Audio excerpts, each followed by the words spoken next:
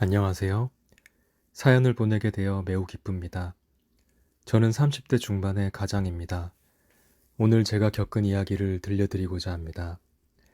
이 이야기는 저와 제 가족에게 큰 충격과 변화를 안겨준 사건입니다.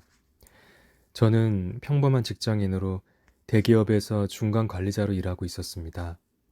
결혼한 지 10년이 넘었고 사랑하는 아내와 두 아이와 함께 행복한 가정을 이루고 있었습니다. 일과 가정 두 가지를 잘 챙기며 살아가던 저에게는 매일이 즐거움의 연속이었습니다. 아이들은 학교에서 열심히 공부하며 밝은 미래를 꿈꾸고 있었고, 아내는 집안일을 잘 챙기며 저를 항상 응원해 주었습니다. 그렇게 저희 가족은 평범하지만 소중한 일상을 보내고 있었어요. 그러던 어느 날 회사에서 갑작스럽게 구조조정 소식이 들려왔습니다. 이번에 인원 감축이 있을 예정이니 대비해 주시기 바랍니다. 라는 공지가 떨어졌을 때 제 가슴은 철렁 내려앉았습니다. 이런 일이 정말 내게 일어날까? 라는 불안감이 가득했습니다. 그날 저녁 저는 아내에게 이 사실을 전했습니다. 회사에서 인원 감축이 있을 것 같아. 아내는 걱정스러운 표정으로 괜찮아. 당신은 잘할 수 있을 거야. 라고 말해 주었지만 저의 마음은 불안으로 가득 차 있었습니다. 과연 내가 잘 버틸 수 있을까라는 생각이 계속 머릿속을 맴돌았습니다. 시간이 지나고 회사의 구조조정이 진행되었습니다. 결국 저는 해고 통보를 받게 되었습니다. 죄송합니다. 당신의 성과는 뛰어나지만 회사의 상황이 여의치 않습니다. 그 말을 들었을 때 제 마음은 무너지는 듯 했습니다. 이럴 수가. 라는 생각이 들었습니다. 집으로 돌아가는 길, 저는 아내와 아이들을 어떻게 바라봐야 할지 막막했습니다. 집에 도착하자 아내는 저를 반갑게 맞이했습니다. 오늘은 일찍 왔네. 저녁 준비 다 했어. 그 순간 저는 아내의 미소를 보며 마음이 아팠습니다. 사실 나 해고당했어. 라고 말했을 때 아내의 표정이 순식간에 굳어졌습니다. 무슨 소리야? 진짜야? 그 질문에 저는 고개를 끄덕였습니다. 그럼 이제 어떻게 해야 돼? 아내의 목소리에는 두려움이 가득했습니다. 그날 밤 저희는 함께 침대에 누워 많은 이야기를 나누었습니다. 이제 어떻게 할까? 라는 물음에 저는 일단 취업 준비를 해야 돼. 빨리 새로운 일을 찾아야 해. 라고 대답했습니다. 하지만 그 말이 제 마음을 편안하게 해주지는 않았습니다. 두 아이의 미래와 아내의 걱정이 저를 더욱 압박했습니다. 이후로 저는 매일 아침 일찍 일어나 취업 준비를 시작했습니다.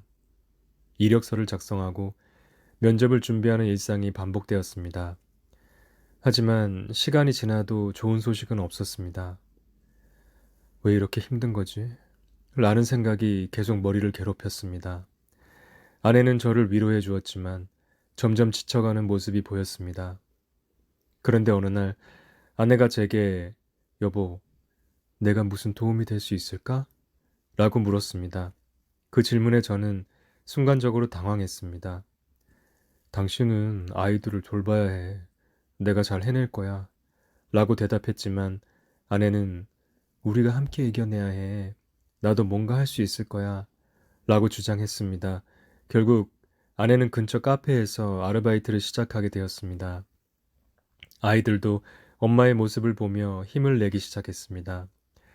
아내가 일하기 시작하자 집안 분위기가 조금씩 밝아졌습니다. 아이들은 엄마, 오늘 카페에서 뭐 했어? 라고 물어보며 아내의 이야기를 듣고 즐거워했습니다. 아내는 새로운 사람들을 만나고 작은 수입을 얻으며 자신감을 되찾아갔습니다. 하지만 그와 동시에 저의 마음은 더욱 무거워졌습니다. 아내가 이렇게 힘들게 일하고 있는데 나는 뭐 하고 있는 거지?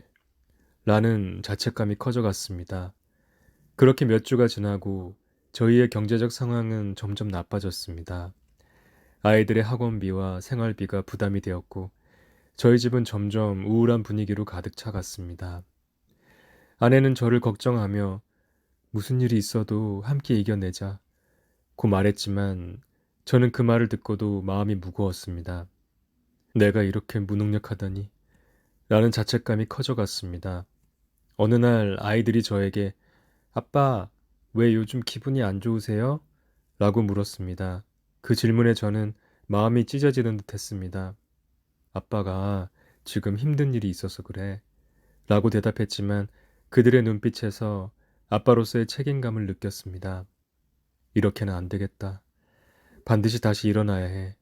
라는 결심이 섰습니다.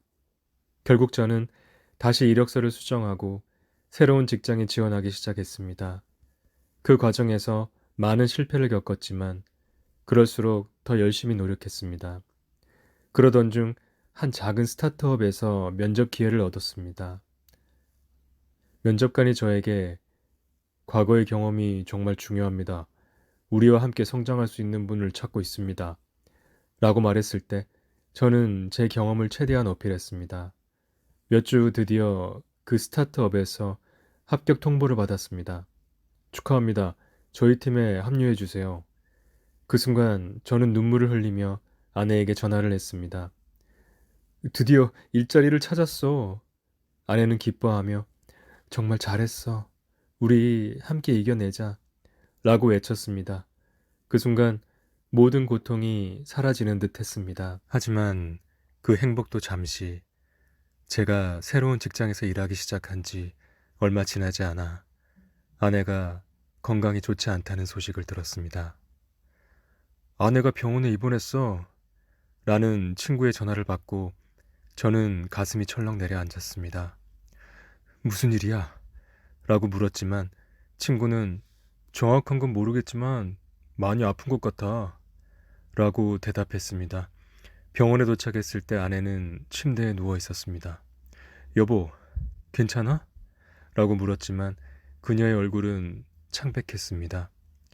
의사와의 상담 후 아내는 심각한 질병에 걸렸다는 진단을 받았습니다. 우리가 함께 이겨내자 라고 다짐했지만 제 마음속에는 불안과 두려움이 가득했습니다. 이렇게 힘든 시기에 아내까지 아프다니 어떻게 해야 할까? 그 후로 저는 일을 하면서 아내의 간호를 병행해야 했습니다. 아내는 치료를 받으면서도 나는 괜찮아. 당신은 일에 집중해. 라고 말했지만 저는 매일 밤 그녀의 곁에서 눈물을 흘리며 기도를 했습니다. 아내가 다시 건강해지기를 라는 소망이 절실했습니다. 하지만 결국 아내의 건강은 점점 악화되었습니다. 병원에서의 치료는 고통스럽고 힘든 시간이었고 아이들도 아빠의 걱정스러운 얼굴을 보며 불안해했습니다. 아빠, 엄마는 괜찮아? 라는 아이들의 질문에 엄마는 곧 나아질 거야 라고 대답했지만 제 마음은 점점 무너져 내렸습니다. 마침내 아내가 마지막을 맞이하게 되었을 때 저는 그녀의 손을 꼭 잡고 있었습니다. 병실의 조명이 어둑어둑하고 그녀의 숨소리는 점점 약해졌습니다. 여보, 나를 잊지 말아줘. 아이들을 잘 부탁해. 그녀의 마지막 말은 제 마음에 깊이 새겨졌습니다. 그 순간 제 가슴이 찢어지는 듯한 아픔을 느꼈습니다. 당신과의 모든 순간이 너무 소중했어. 미안해. 더 잘해주지 못해서. 그 말이 목구멍에서 막혔습니다. 아내의 눈빛은 희미해졌지만 그녀는 힘없이 미소 지으려 애썼습니다. 내가 항상 곁에 있어 라는 말이 제 입에서 나오지 않았습니다. 대신 저는 그녀의 손을 꼭 잡고 있었습니다. 그 순간 시간이 멈춘 듯 했습니다. 주변의 모든 소음이 사라지고 오직 아내의 숨소리만 들렸습니다. 그녀의 손은 점점 차가워지며 힘을 잃어갔고 저는 그 손을 놓지 않으려 애썼습니다. 여보, 당신은 강해. 아이들을 위해서라도 힘내줘야 해.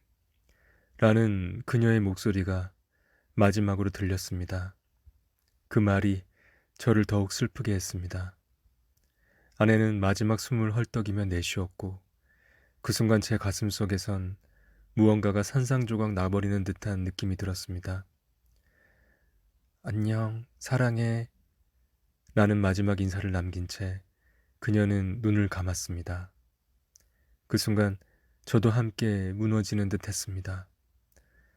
장례식이 끝난 후 저는 아이들과 함께 새로운 삶을 시작해야 했습니다. 아내의 빈자리를 느끼며 힘들었지만 아이들을 위해 다시 일어설 결심이 섰습니다. 아내가 원했던 것처럼 우리는 함께 이겨내야 해 라는 다짐이 저를 지탱해 주었습니다.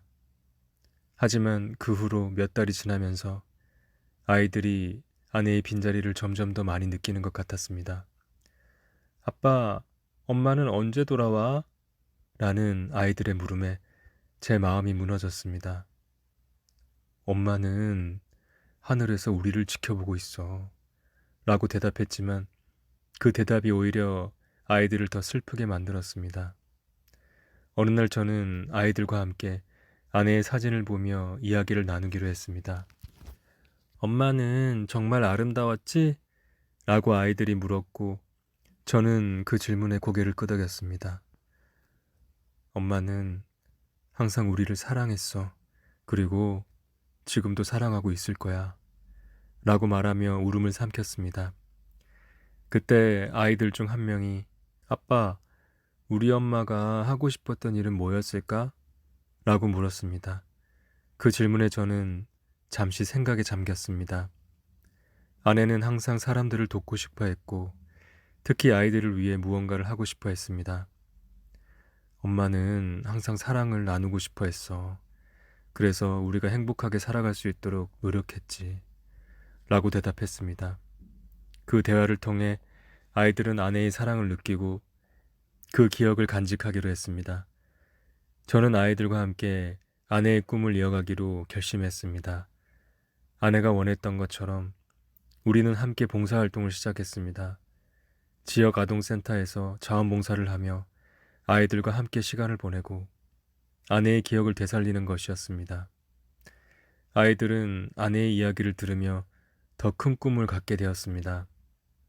시간이 지나면서 우리는 아내의 사랑을 잊지 않고 그 사랑을 다른 사람과 나누는 방법을 배우게 되었습니다. 아내가 남긴 사랑의 유산은 저희 가족을 더욱 단단하게 만들었습니다.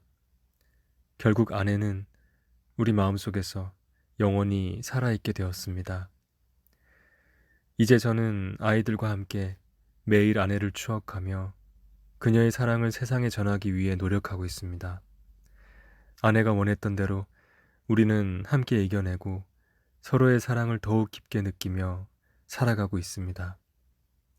지금까지 제 사연 들어주셔서 감사합니다.